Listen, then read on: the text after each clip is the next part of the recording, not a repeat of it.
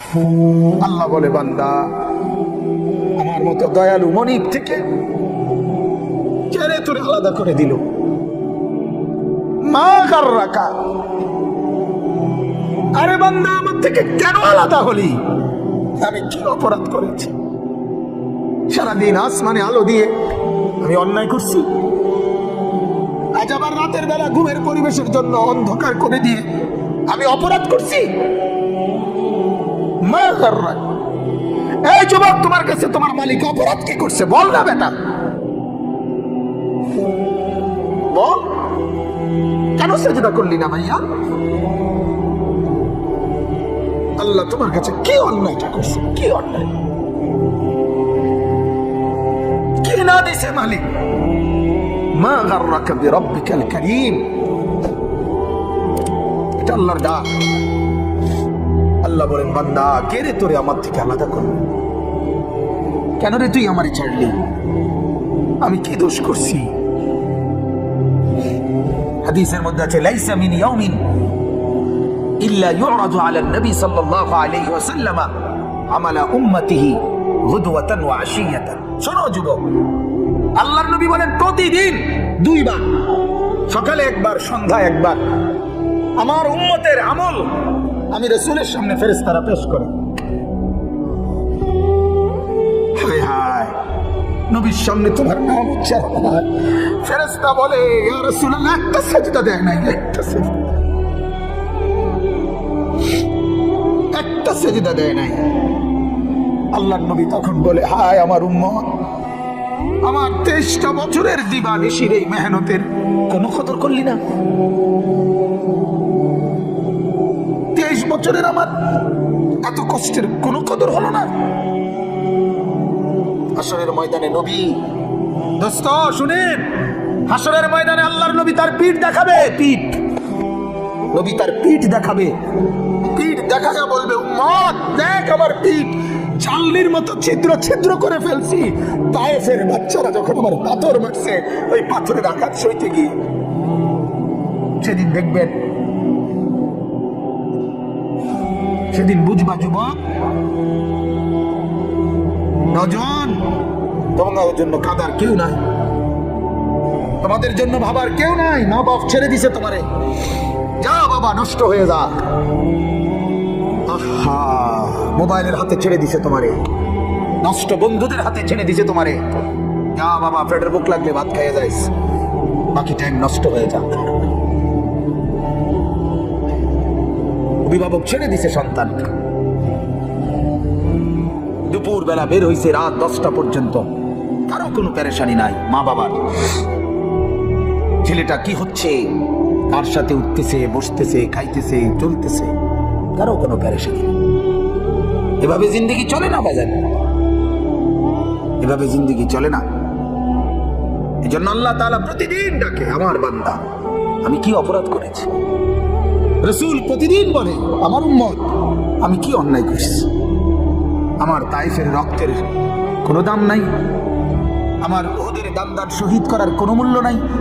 14 দিন আমি পেটে পাথর বেঁধেছি, আমার সেই পাথরের বাধা পেটের কোনো মূল্য নাই। আমি 3 মাস ঘরে চুলায় আগুন জ্বলে নাই, আমার সেই জীবনের কোনো মূল্য নাই। মুসলমানের ছেলেরা, মুসলমানের বাবারা, তোমরা তোমাদের আল্লাহকে চিনো, তোমরা তোমাদের রাসূলকে চিনো। মোবাইল দিয়া হইলো রবিকে চিনো, রাসূলের জীবনী শোনো, তাইলেও ফায়দা হবে। এই জীবন এভাবে নষ্ট করো না ভাইয়া। আল্লাহ আমাদেরকে বুঝ দান করেন, আল্লাহ আমাদেরকে কবুল করেন, আল্লাহ আমাদেরকে ফিকির দান করেন। অনেক যুবক বসছো মাশাআল্লাহ, আল্লাহ যত ছেলে বসছো, আল্লাহ তোমাদের ঈমান আমলের দৌলত দান করেন। এই কলিজাটা যদি একবার আল্লাহ পছন্দ করে তোমার, তো ওই দিলে আল্লাহ তাআলা ঈমান আমল দিয়েই দেবে। এজন্য তুমি আল্লাহর কাছে বলিও, আল্লাহ আপনি আমাকে আপনার জন্য গ্রহণ করুন, আপনার দ্বীনের জন্য গ্রহণ করেন। চলেন, আমি যে আয়াত পড়ছি এই আয়াতে আল্লাহ তাআলা বলেন, সূরা আনফালের আয়াত, ইয়া আইয়ুহাল্লাযীনা আমানু, ওই যে পিছনে তাকায়ও না ভাইয়া, পিছনে তাকায়ও, এই আসো আসো, ইয়া আইয়ুহাল্লাযীনা আমানু, হে ঈমানদারগণ। এটা আল্লাহর ডাক, কার ডাক? ইয়া আইয়ুহাল্লাযীনা আমানু, এটা আমার মালিকের ডাক। মালিকের এই ডাকে পৃথিবীর সবচেয়ে বেশি মায়া। সন্তান যখন মা যখন সন্তানকে ডাকে, ওই ডাকে যেতটুকু মায়া, বাবা সন্তানকে ডাকলে যতটুকু মায়া, আল্লাহর কসম এই ডাকের মধ্যে ওটা পৃথিবীর সবচেয়ে বেশি মায়া এর মধ্যে। ইয়া আইয়ুহাল্লাযীনা আমানু, হে ঈমানওয়ালা, আল্লাহ বলেন বান্দা তুমি কালেমা পড়েছ, তুমি নিজেকে মুসলমান পরিচয় দিয়েছ, আমি আল্লাহ খুশি হলাম, তোমার ঈমান গ্রহণ করে নিলাম, আমি আল্লাহ এই কারণেই তোমাকে ঈমানদার বলে ডাক দিলাম। এটা প্রমাণ করে যে আল্লাহ আমার ঈমান গ্রহণ করছে। বলেন আলহামদুলিল্লাহ।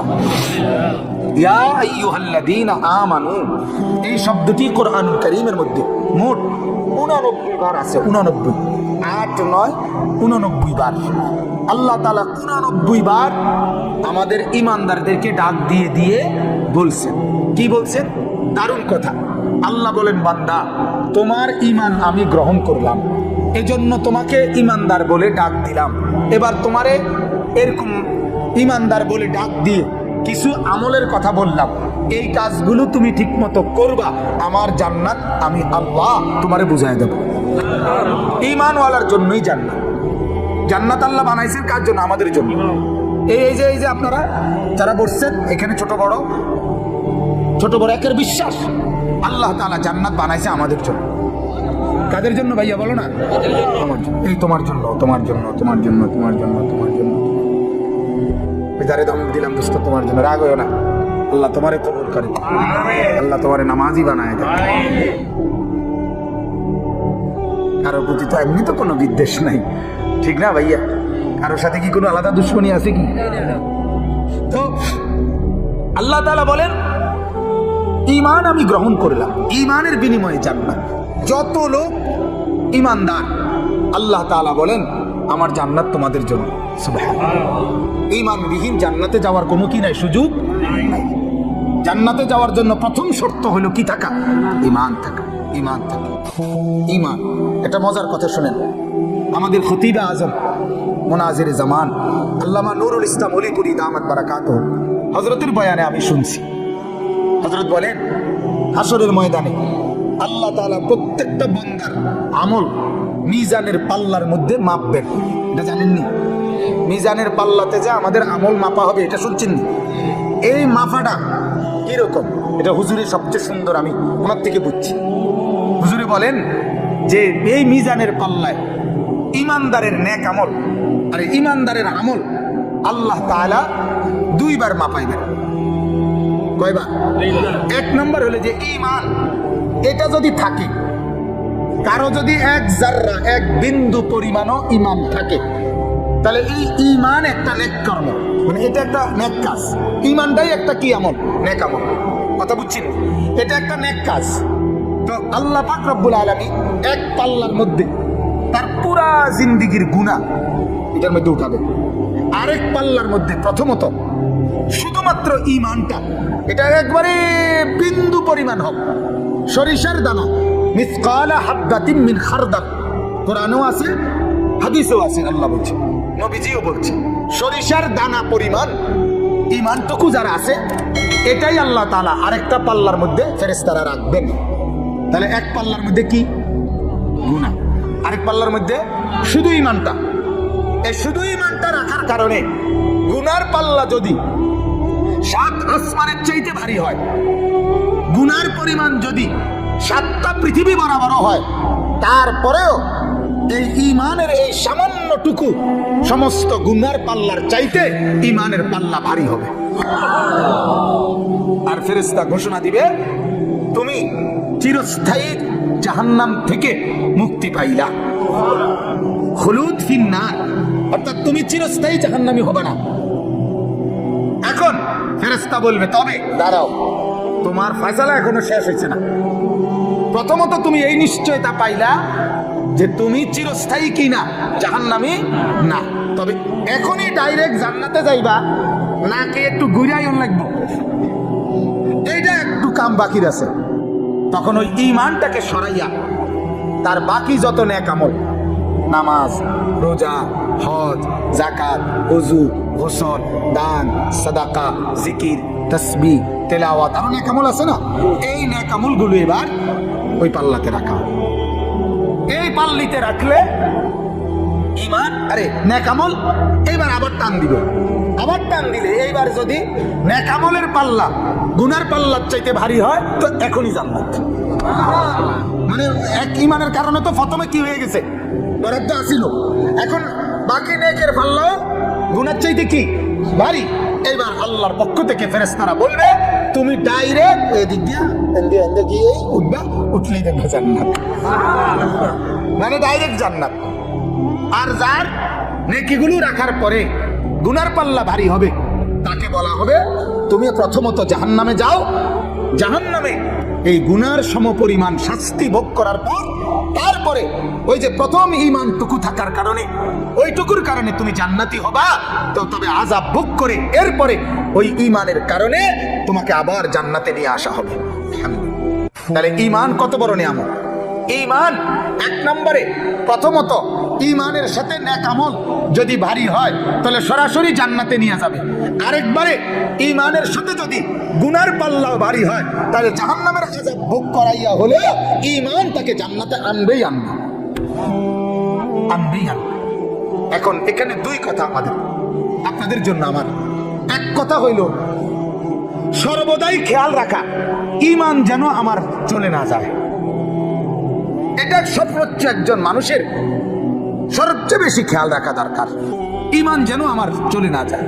আমার শায়েখ আল্লামা মুফতি মুশতাকুর নবী সাহেব বলে মাঝে মাঝে বুকে হাত দিয়ে বলা দরকার, নিজের ঈমান পরীক্ষা করা দরকার। আছে তো ঈমান, চলে গেল না তো, হারায় গেল না তো, ঈমান কিন্তু চলে যায়। ঈমান কি হয়ে যায়? চলে যায়। কুফরি করলে ঈমান চলে যায়, শিরিক করলে ঈমান কি হয়ে যায়? ক্ষতিগ্রস্ত চলে যায়।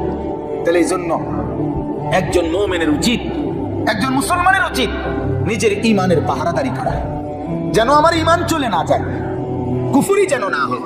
কিন্তু আমরা দুর্ভাগ্য হলো ঈমান যায় কেমনে, কুফরি হয় কিভাবে, শিরিক হয় কিভাবে, এটাও তো আমরা জানি না। ইসলামকে তো আমরা এত সহজ মনে করি, এত সস্তা মনে করি।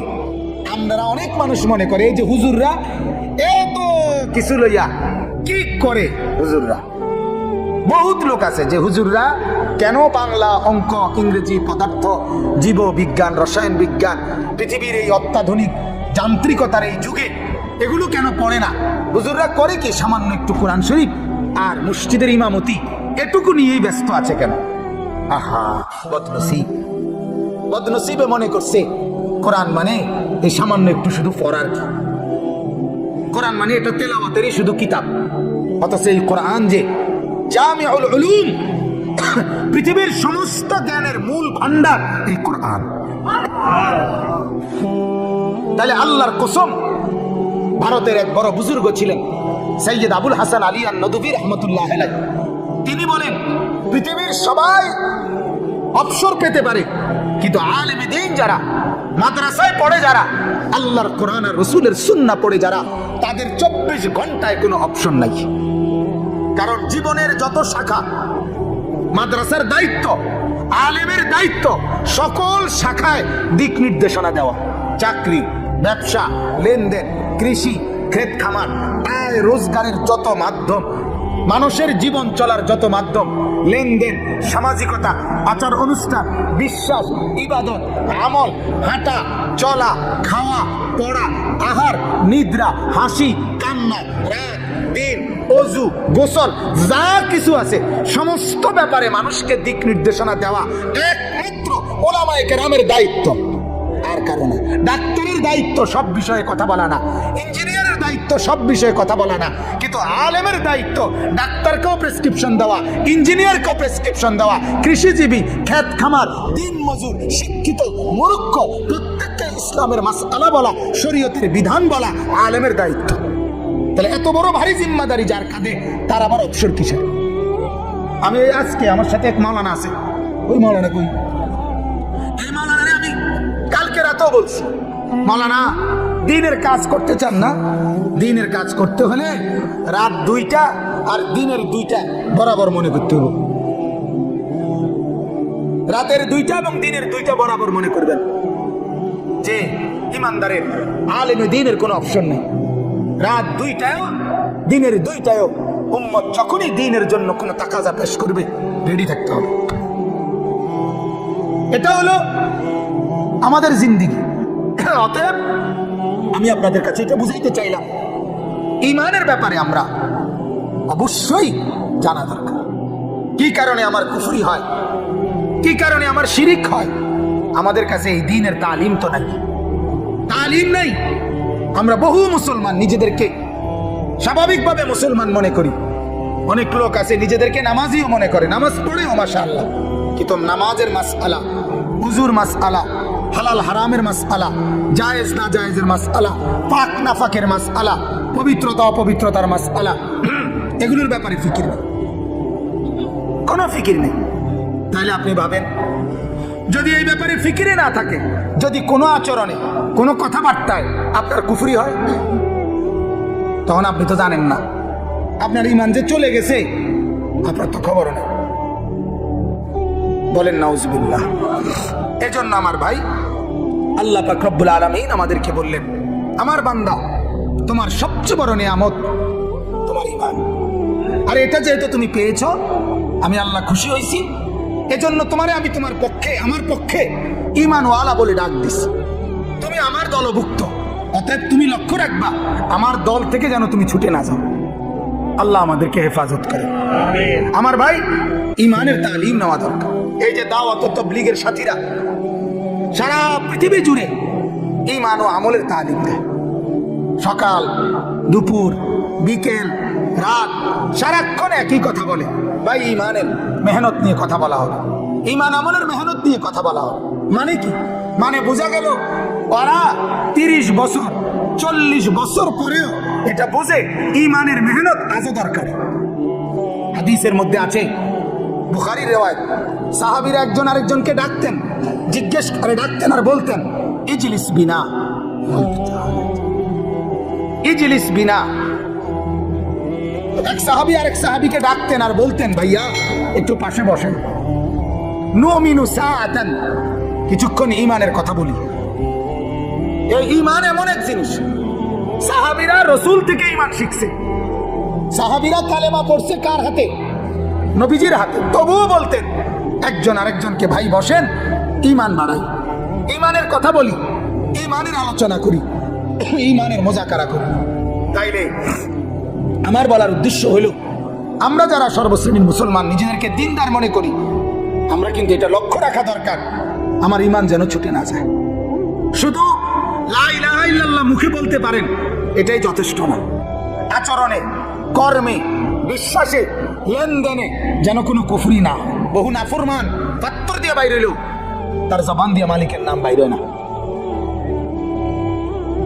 খানা খায় ঠিকই, বহু বদনসিব মসজিদের সামনে দিয়ে হাইটা জায়গা, সেটিতে তার কপালে জোটে না।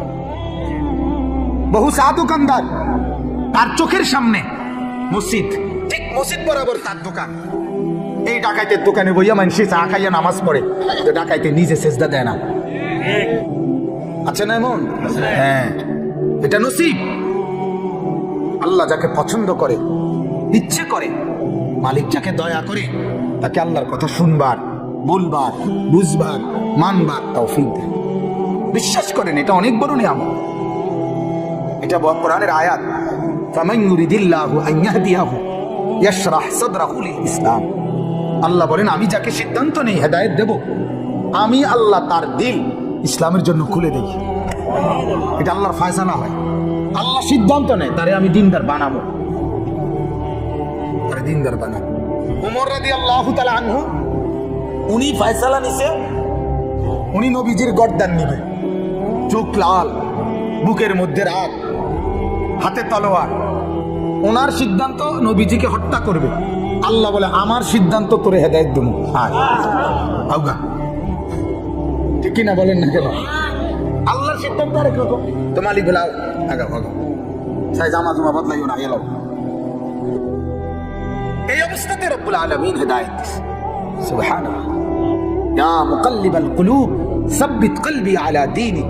এই দোয়ার মধ্যে ব্যাখ্যা আছে, নবীজি বলছে প্রতিটা মানুষের কলব, দিল আল্লাহর কুদরতি 2 আঙ্গুলের মাঝে থাকে। ইন্না কুলুবাল ইবাদ বাইনা ইসবাঈন মিন আসাবি'ir রহমান। প্রত্যেকটা মানুষের দিল আল্লাহ তাআলার কুদরতি 2 আঙ্গুলের মাঝে থাকে। ইউকাল্লিবুহু কাইফা ইয়াশা। আল্লাহ যেভাবে ইচ্ছে ওই দিল বদলাইতে পারে। আল্লাহ চাইলে উলট পালট করে দেয়, আল্লাহ তাআলা চাইলে দিল বদলায় দেয়। এজন্য ওমরের শক্ত দিল, পাষাণ দিল আল্লাহ বদলায় দিছে, তো নরম দিল হয়ে গেছে, নরম দিল। এজন্য কোরআনুল কারীম আছে ওয়ালামু আন্নাল্লাহা ইয়াহুলু বাইনাল মারই ওয়া কলবিহি। আল্লাহ তাআলা বলেন, ও আমার বান্দা মনে রাখো, তোমার দিলের তামান্না আর আমার ফয়সালা 2 রকম হয়ে যায়। আরেক অর্থ হলো যে তোমার দিলের ইচ্ছা আর আমার দিল বদলানো ভিন্ন হয়ে যায়।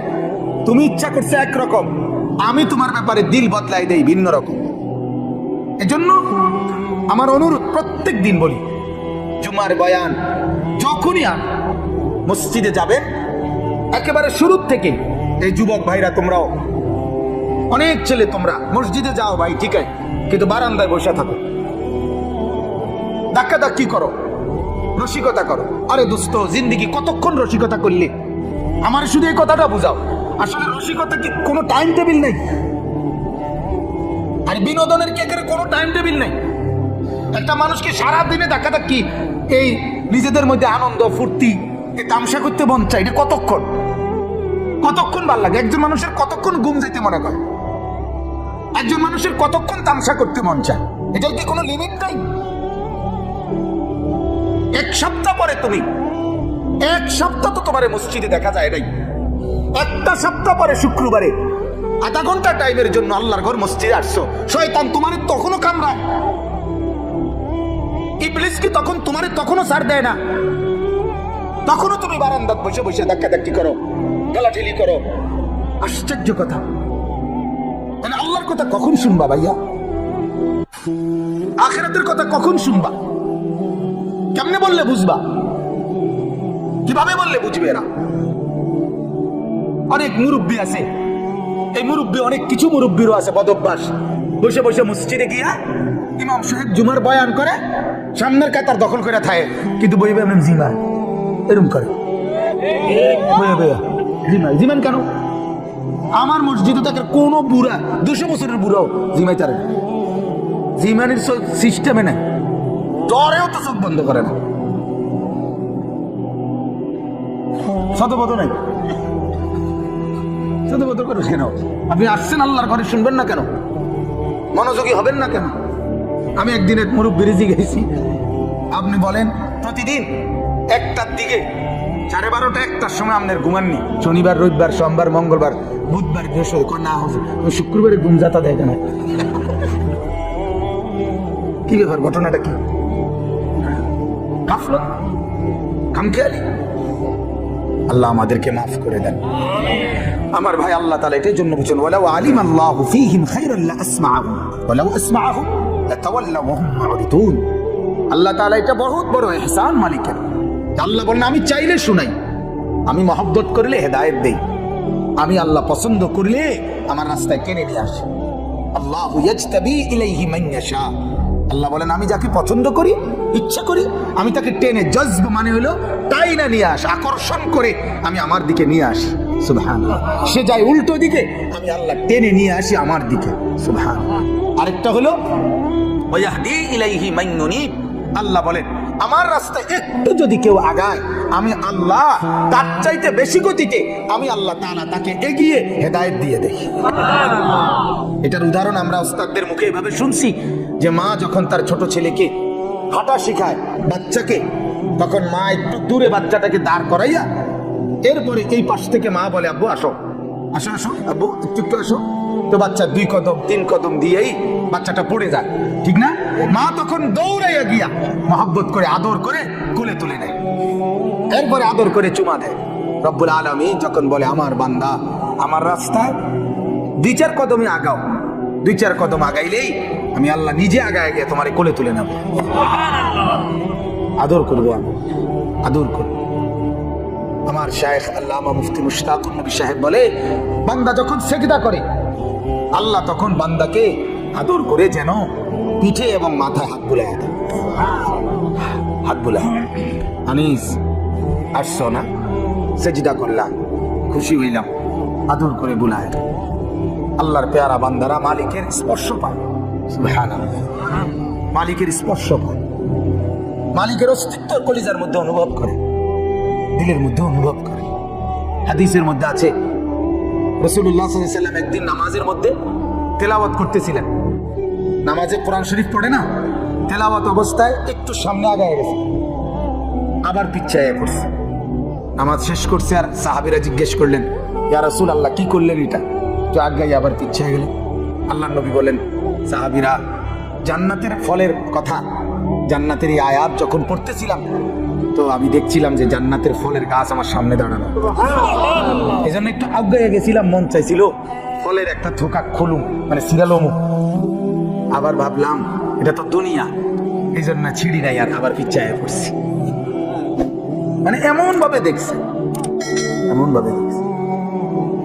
আল্লাহ রাসূল সাল্লাল্লাহু আলাইহি ওয়াসাল্লামের সাহাবীরা বলতেন, রাসূলুল্লাহ সাল্লাল্লাহু আলাইহি ওয়াসাল্লাম যখন সিজদা দিতেন, সাহাবীরা বলেন আমরা শুনতাম, নাসমাউ লাহু আজিরান কাআজিরিল মিরজান। আল্লাহর নবীর সাহাবীরা বলেন, ডেকচির মধ্যে পানি গরম করিলে উতরাইলে যেরকম ডগডগ আওয়াজ করে, গড়গড় আওয়াজ করে, সাহাবীরা বলেন আল্লাহর নবী সিজদার মধ্যে এভাবে কাঁদতেন, আমরা তার কলিজার ভেতরে এই ডেকচির উত্তপ্ত গরম পানির ডগডগে আওয়াজের মতো শুনতে পেতাম।